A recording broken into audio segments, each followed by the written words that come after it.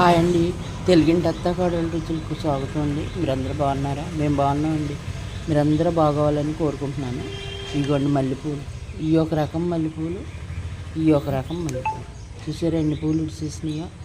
చెట్లు నిండా ఇడిసేసినాయండి. పొద్దున్నే ఎర్లీ మార్నింగ్ ఇది ఇంకా నేను బ్రష్ చేసుకోలేదు, ఇప్పుడే లేచాను.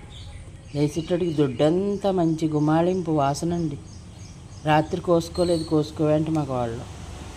సరే ఇప్పుడు కోసేసి దేవుడికన్నా పెడదామని కోసాను. ఇదిగోండి ఎలా ఇడిచిపోయినాయో చూడండి. ఇవి ఏం చేస్తుందంటే అండి, చెట్లు గుబురుగా అయిపోయిన తర్వాత కొమ్మలు కట్ చేసేసండి పక్కన పెడతా ఉంటుంది. కుండీల్లో పెడతా ఉంటే మొక్కలు ఎక్కువైపోతాయి కదండి.